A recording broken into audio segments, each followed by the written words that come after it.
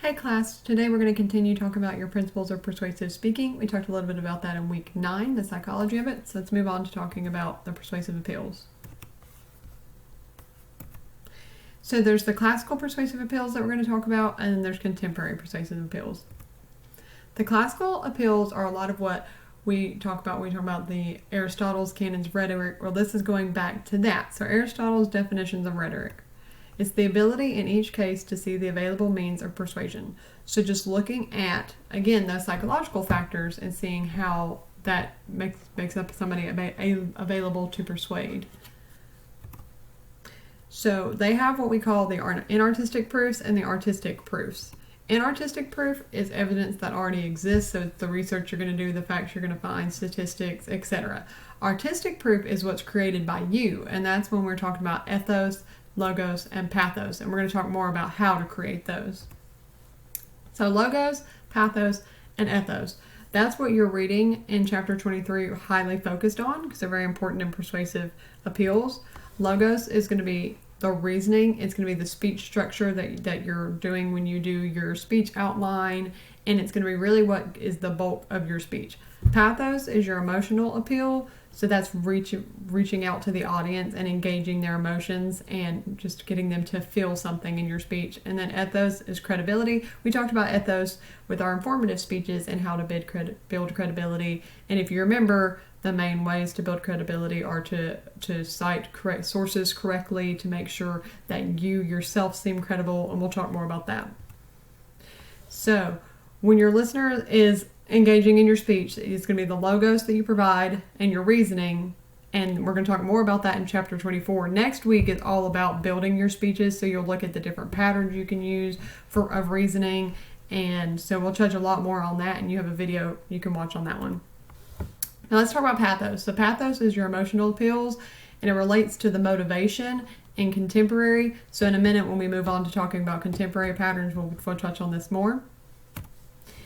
But in classical, you basically have your positive emotions and you have your negative emotions. So say, for instance, you want your audience to call their mother. You can say, calling your mother would make her so happy, which would in turn make you happy. And that would be on the positive side. But you can also use negative emotions to influence people. So you can say, your mother spent a lot of time raising you and you don't call her nearly enough. And the only way to get rid of that bad, guilty feeling would be to call your mother more often. So that's appealing to the negative side of emotions. So all arguments, you can go one of two ways, and you can even combine these, but that's the difference in the positive and the negative. So classical pathos, ways to evoke emotion in your audience. There's vivid imagery, so that's going to appeal to their physical sense. You can call on shared values like patriotism, selfishness, etc. Repetition and parallelism, which we talked about, remember, in chapter 5 when we looked at commercials and the way they do different jingles and repetition, because that's something that really imbues the message in the audience's mind, and that's something that they can remember if it's repetitive. And your text gives an example of a speech used to rally the troops, which a lot of military speeches will have that repetition in there. So emotional appeals, reasoning and ethics. Again, use emotions to connect to your audience, and emotional appeals are not substitutes for logic and reasoning, especially when you're doing your outline. I need to see a lot of reasoning behind that and a lot of your research. So emotional appeals are definitely not going to make up for what you need to have as far as reasoning and ethos. So ethos. Ethos is a combination of your competence and your character, and how you develop that.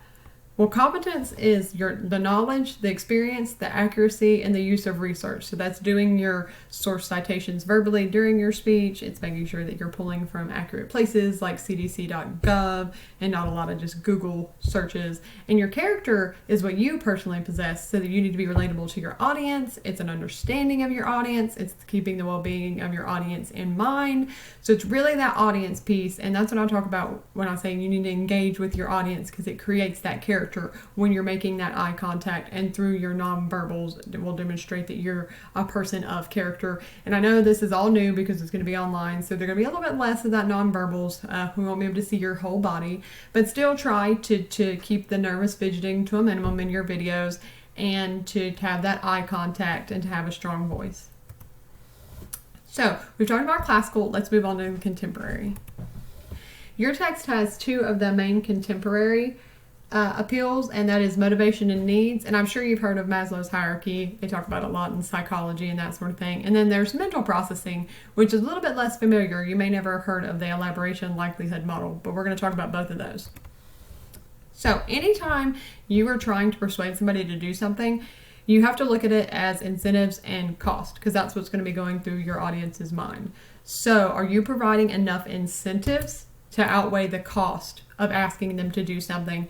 If you're asking them to recycle, for instance, are you giving them enough incentives that would outweigh the cost of them having to take the time to wash out cans, take the time to sort recycling, take extra time to take it to dump if they don't live in the city limits? So anytime you're trying to persuade, you really need to keep this in mind, and you need to be focused on providing enough incentives to outweigh those costs.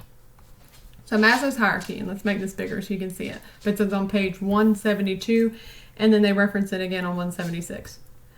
So again, you've probably seen this before, but it's basically saying that the needs on the bottom of the pyramid have to be met before people care about the needs at the top of the pyramid. So physiological needs, your safety needs, social needs, self-esteem, and then finally self-actualization needs. And a good way for you to look at this when you're constructing your speech is again on page 176.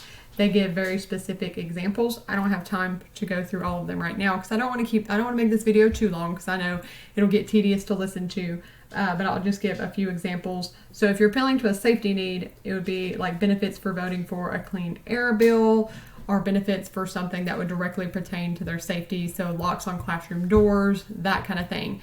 And then if you want to appeal to social needs, the text gives the example of adopting a healthier diet will lead to being more physically fit and attractive to peers. So when you're constructing your arguments, just try to think backwards in terms of what needs do I need to show that I am meeting through this argument, and then construct your argument. You don't have to worry about hitting all of these needs, but just make sure that whatever appeal you're trying to make, your call to action is going to relate to a need that people have. So then there's the contemporary ELM, which is the elaboration likelihood model. And this may be brand new information, so I'm going to spend a little bit more time on it. So what it's asking is, what is the likelihood that the audience will evaluate persuasion messages in an elaborate way? So what increases the likelihood that audiences will use critical thinking? Because that's really what it's saying in an elaborate way. They're saying, are they going to engage in this using critical thinking, or is this going to be in the peripheral? So there's central processing, and then there's peripheral processing.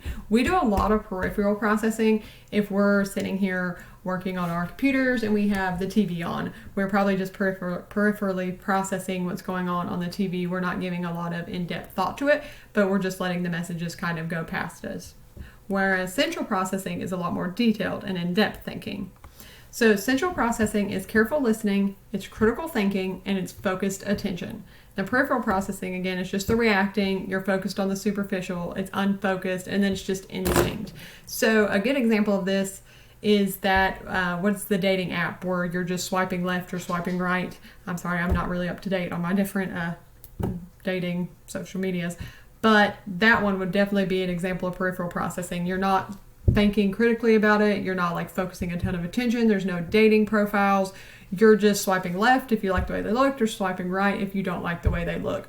And then the opposite example would be like a Plenty of Fish situation, where you are reading the profile, you're carefully going through the information, you're thinking critically over whether this person would be a good match or not. So what you're trying to do in your speech is you're trying to get your audience to use central processing, which can be a difficult job, especially now that we have so much going on and so many different messages, and more people are having ADD and ADHD, but that's your main goal, is to get people to process your message centrally. And central processing is, you're going to have a motivated audience for this, and it is your job as a speaker to motivate your audience. And this doesn't mean that it's easy or that you can always motivate every single person, but this, when I talk about public speaking, is not getting up and saying what you want to say. It's being audience focused and getting up and saying something that you think would be beneficial for your audience. So a lot of that goes into having a motivated audience. And then peripheral processing is, you'd have, of course, an unmotivated audience. And if you have a motivated audience, they're going to be much more likely to act In your persuasive speeches, you should be having a call to action. There should be a reason that you're getting up there and you're trying to persuade people. So make sure that you are that you're motivating them so they're more likely to act on whatever your call to action is. And then peripheral processing is less meaningful change. So what are implications for persuasion? They encourage central processing by relevance. So make sure to make your messages relevant. And then don't ignore your peripheral processors. Like I said, it is hard to engage everybody, and some people are just going to be listening to your message peripherally. But even still, sometimes something you say, can still resonate with them. And this is why we talk about having your strongest points, one at the beginning of your speech and then at the end of your speech, because many people will tune out in the middle. Even if they're not trying to, it's just something that kind of naturally happens. But if you're trying to get those points in there, and you're starting out with an engaging statement, and you're putting your main point, your strongest main point first, and then putting your second strongest point at the end, it will help with the central processing. I'll have another video for you next week. I hope you're all having a wonderful week. Please let me know if you have any questions. Thank you.